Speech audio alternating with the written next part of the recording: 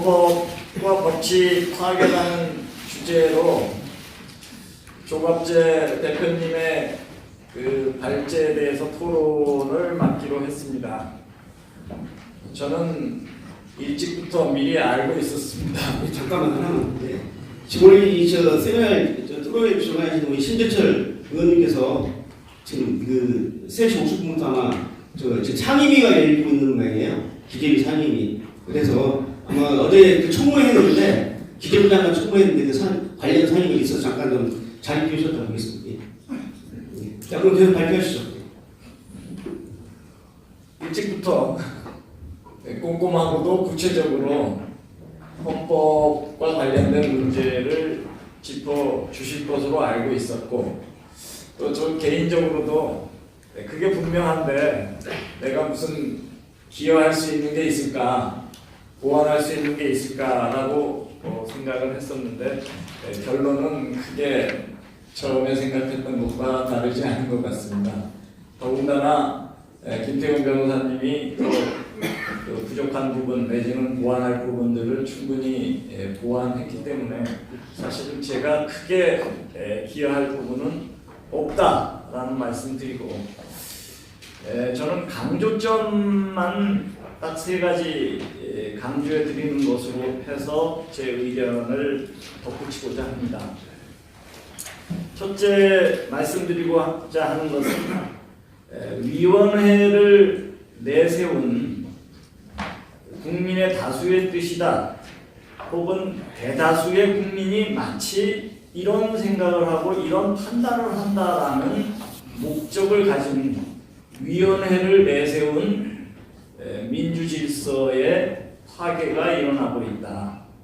이것은 우리가 익히 얘기해오던 인민위원회나 소비에트 위원회와 동일한 방식이다라는 점, 이것이 바로 한국 헌법의 민주질서에 대한 기본적인 도전이다, 이 말씀을 드리고 싶고, 두 번째는 지난 70년간 대한민국 헌법체계에 의해서 이루어진 국가의 정체성을 근본적으로 흐트리는 방식에 의해서 대한민국을 해체하고 대한민국의 정체성을 바꿔나가고 있다라는 점을 두 번째 말씀드리고, 세 번째는 왜 그러겠냐, 왜 민주질서를 유린하고 국가 정체성을 파괴하고자 하겠느냐라는 것은 매우 간단한 문제입니다.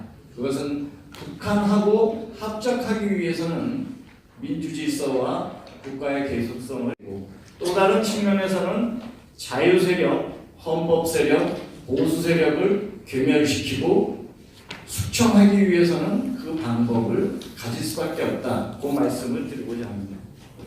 첫 번째 말씀드리는 이 위원회라고 하는 것은 매우 중의적인 뜻이 있습니다.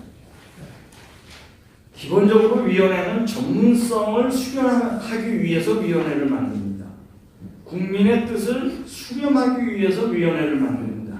그런데 이 위원회가 특정한 목적, 특정한 목표를 관철시켜내기 위한 목적을 가지고 그 위원회를 구성한다는 것은 이미 전문성을 반영하거나 국민의 뜻을 반영할 의사가 없다는 것이고, 이것은 헌법질서나 정부 운영 방식의 전혀 다른 뜻의 위원회의 발족입니다.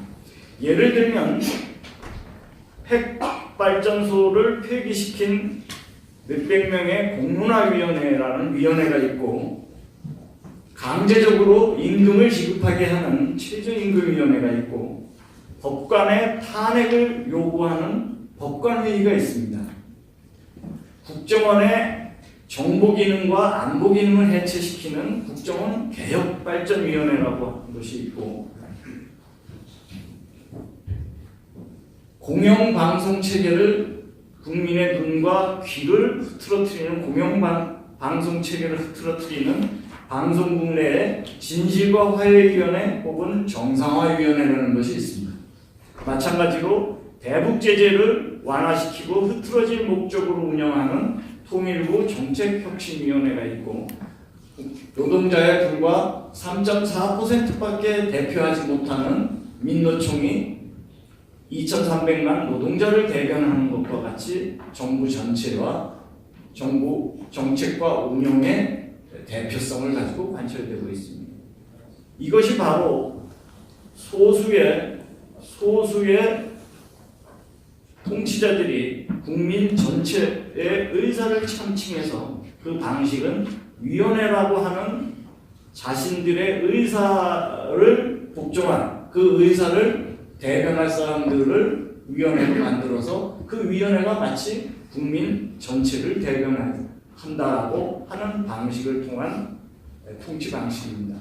이것은 다른 한편으로 보면은 그 위원회는 문화체육부든 공영방송이든 통일부든 그 위원회를 통해서 정상적이고 균형적인 활동을 하는 직원이나 공무원들을 배제하고 있습니다. 보직을 주지 않고 직위 해제를 하거나 해고를 하거나 대기 발령을 하는 방식으로 직무를 주지 않고 있습니다. 이것이 바로 소위 얘기해서 인민위원회 방식이라고 할 수 있습니다. 일부에서는 이 위원회가 마치 정부가 운영할 수 있는 의사수렴 내지는 정부 운영 방식의 보조적인 방식을 가지고 쓸 수 있다라는 내용을 생각하시는 분들이 있습니다. 전혀 그렇지 않습니다. 이 위원회의 목적은 앞에 말씀드렸듯이 전문성을 반영시키거나 국민의 뜻을 반영시킬 목적으로 설립되어 있지 않고 다수의 뜻이 그렇다라는 논리를 국민적 선동을 만들기 위해서 이 위원회를 작동시키기 있기 때문에 그렇습니다. 국민의 민주적 의사를 왜곡할 목적이고 여론을 호도할 목적으로 작동시키는 것입니다. 이 부분에 대해서 이미 독일에서는 이것이 바로 파시즘이다라고 규정을 내린 바가 있습니다. 독일 본헌법에 의하면 지금 통일헌법 전에 서독헌법에서 가지고 있는 내용입니다. 대표성을 갖지 않는 기구를 내세워서 특정 정책을 찬성하게 만들거나 혹은 반대하게 만드는 방식의 위원회 내지 국가기구를 운영할 때 그것을 바로 파시즘이라고 한다라고 되어 있습니다. 그만큼 이 위원회라고 하는 것은 소위 얘기해서 삼권 분립 체계를 뛰어넘기 위해서 만든 겁니다. 국회의 심의, 국회의 청원, 의견 수립, 의결, 사법부의 판단을 뛰어넘기 위해서 이 위원회를 만드는 것입니다. 국민 다수가 이렇게 생각하고 이 판단을 내렸기 때문에 이것은 의회를 넘어서는 것이고 정부가 거기에 따를 수밖에 없고 사법부의 대상이 되지 않는다라는 내용을 가지고 하는 것이기 때문에 이것이 일종의 파시즘적 방식이고 전체주의적 방식입니다. 그렇기 때문에 이 위원회라고 하는 것은 우리가 얘기하는 문재인 정부가 운영하는 이 위원회라고 하는 것은 바로 전체주의적 독재 방식의 일환으로 펼쳐지는 것이다라고 규정할 수 있습니다. 두 번째 제가 강조드리고 싶은 것은 마찬가지로 국가 계속성에 대한 규정입니다. 이 국가 계속성에 대한 규정은 조갑재 대표님도 다 지적하셨습니다. 그 10페이지를 한번 봐주시면 다시 한번 우리가 의미를 되새길 수 있습니다. 10페이지 맨 밑에 세 번째 줄에 헌법 조항을 다시 한번 봐주시면 됩니다. 10페이지 밑에서 세 번째 줄에 대통령에 대한 행정부의 운영과 관련된 헌법 66조입니다. 거기에 뭐라고 되어 있냐면 대통령은 국가의 독립, 영토 보전, 국가의 계속성, 헌법 수호라는 것을 규정해 짓고 있습니다. 국가의 독립과 영토와 헌법과 동일하게 중요한 것이 국가의 계속성입니다. 이게 바로 국가가 지난 대한민국이라고 하는 국호와 태극기를 내걸고 건국 이후 펼쳐진 70년의 정체성이고 연속성입니다. 이 국가의 계속성은 영토나 헌법이나 독립만큼 중요하게 보고 있는 것이 모든 국가의 헌법 체계입니다. 그런데 한국에서 펼쳐지는 대통령의 국정 운영이라고 하는 것은 국가 계속성의 근본적인 훼손과 파괴로 점철하고 있다는 사실입니다. 이것을 어떻게 알 수 있냐? 문재인 정부 혹은 노무현 정부와 다른 정부에 대해서는 일체 정의가 파괴된 우위의 정부라고 규정을 하고 있습니다. 더군다나 대한민국을 국민의 자유선거에 의해서 헌법으로 발족한 48년 헌법체제를 부정하고 1919년 건국체제를 얘기하는 것이 그것입니다. 마찬가지로 여당 대표가 이해찬 여당 대표가 정조 이후에 개혁민주정부가 없었고 다 극우 세력이었다라고 얘기하는 것이 바로 70년 대한민국 헌정사의 국가 계속성을 근본적으로 부정하는 것입니다. 마찬가지로 헌법 개정안에 자유를 뺀다든지 헌법에 가장 많은 단어가 들어가 있는 것이 자유입니다. 그런데 자유민주적 질서의 자유를 뺀다든지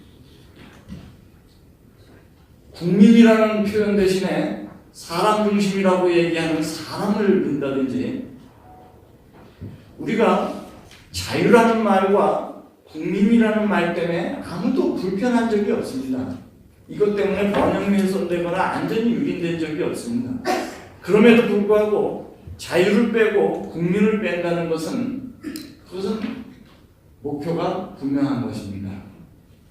사람 중심 철학이라고 하는 혹은 자유에 대한 극도의 반자유 체제를 갖는 체제와의 합작을 염두에 두지 않으면 굳이 그렇게 해야 할 이유가 전혀 없습니다. 헌법체계를 부정하고 특별재판부를 구성한다든지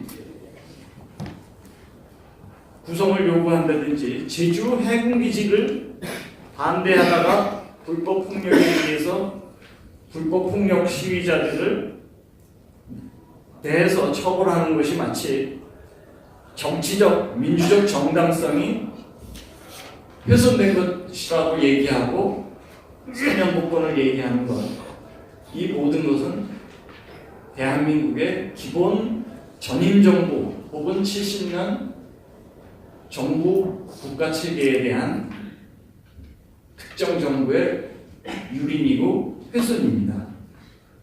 다른 사람들도 마찬가지지만 자신들의 뜻과 달리하거나 지지하는 세력 혹은 자신들의 지지 세력을 동원할 목적으로 혹은 앞에서 얘기된 정당한 민주적 의사를 수렴을 반대할 목적으로 제기되는 일련의 행위들이 민주적 기본 질서와 국가 계속성에 대한 부정 파괴다, 이렇게 말씀드릴 수 있습니다.